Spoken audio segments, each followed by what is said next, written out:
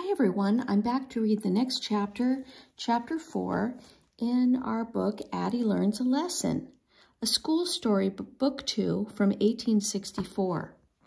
Chapter 4 is called, The Lines Are Drawn. That evening, Addy was studying her spelling words as Mama made supper. Mama sprinkled flour on the table and began rolling out a piece of dough. She was making biscuits to go with their supper of black-eyed peas. Addy gathered scraps of dough as Mama began cutting the biscuits. One word I've been wanting to learn to spell is family, Mama said to Addy. You know how to spell that word yet? I do, Addy answered. She started working the scraps of dough into thin strips and made an F and then an A.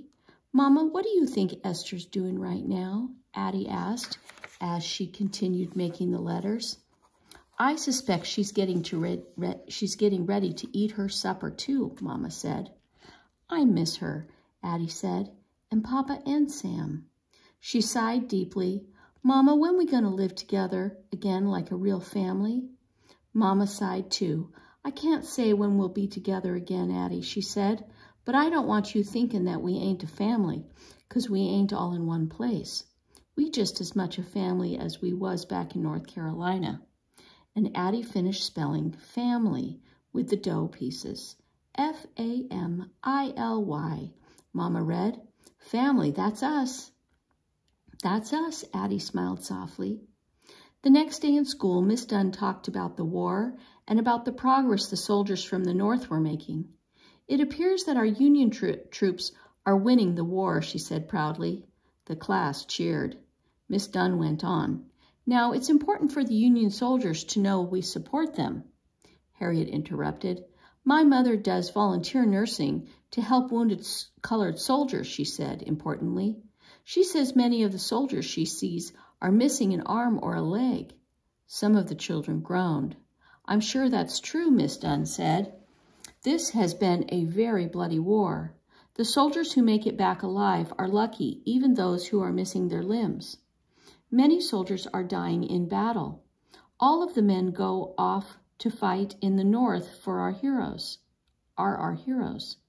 They need to know we care about them. That's why the whole school is going to the Baltimore Depot today to help send off a troop of colored soldiers. An excited buzz went through the room. I wish I was old enough to fight, Billy Maples blurted out. Even if I lost a leg, I'd still be a hero.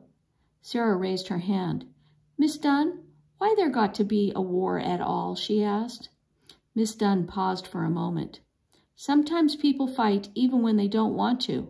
They fight for what they believe is right, she said. I still wish there wasn't no war, Sarah said. And before Miss Dunn could respond to her, Harriet turned around in her seat and said, Sarah, you know the war is going to free the slaves. You should be glad for the war. You were a slave yourself. Harriet, that will be enough, Miss Dunn said.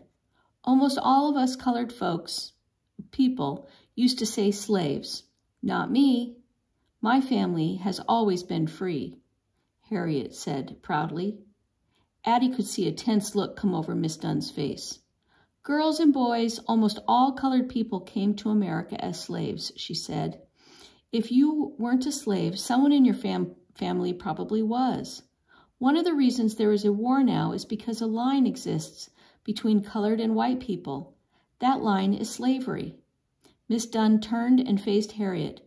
We don't need to do or say anything that draws more lines between people. The entire country has been divided in two. Let's not make differences based on who was a slave or wasn't or anything else. Is that clear, class? Yes, Miss Dunn, came the answer from all the students together. Harriet, Miss Dunn said sharply, do I make myself clear? Yes, ma'am, Harriet mumbled, embarrassed. Good, said Miss Dunn.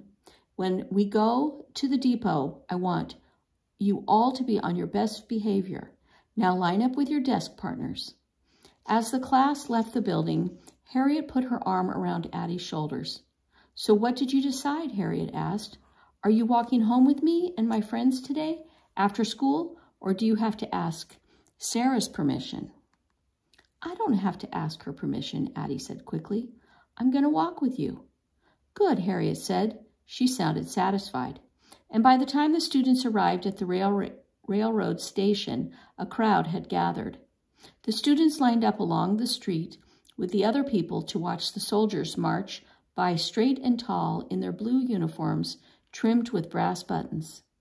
Addy and her class cheered and applauded, but as Addy looked around, she saw that not everyone was cheering. Some women and children were crying as they watched the soldiers march off to war. Then Addy saw one soldier who looked like her brother Sam. Suddenly, she felt like crying herself. Addy turned to Harriet and said, "My brother wanted to fight in the war."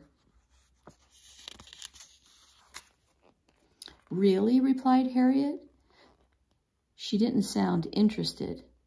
"My uncle is serving with the 3rd Infantry.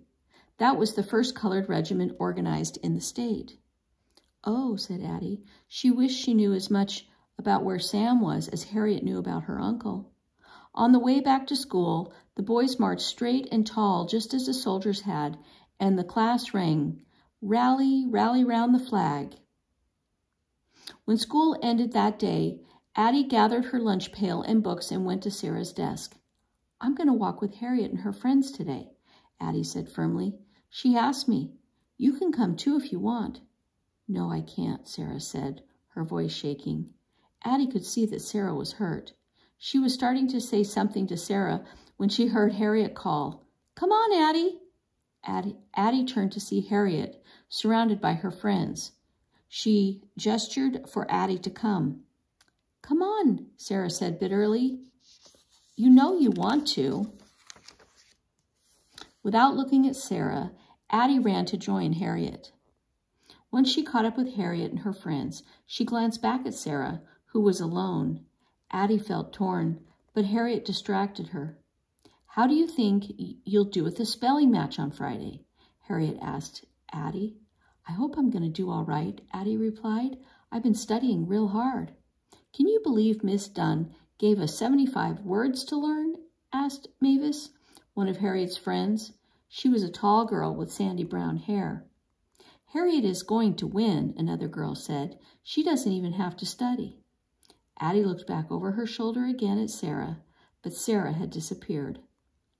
"We've been going to my house after school to study for the spelling match," Harriet said. "Maybe you can come with us sometimes." "Addy, here." Harriet handed Addy her books. One by one, the other girls piled their books on top. "These are kind of heavy," Addy said. "Why, I got to carry them all." "Well, if you want to be with us, you have to be our flunky," Harriet said. "What's that?" Addy asked, struggling with the books. Harriet and her friends giggled. "Oh, Addy, I can tell you just got off the plantation," said Harriet. She cast a sly look at Mavis and then said to Addy, "You have to be a flunky because you are the new girl. It's sort of like you have to pass a test to be friends with us." "What kind of test?" Addy asked. "Oh, I can't tell you too much. That would be cheating," Harriet said. The girls all laughed again, and Addy felt too embarrassed to ask more.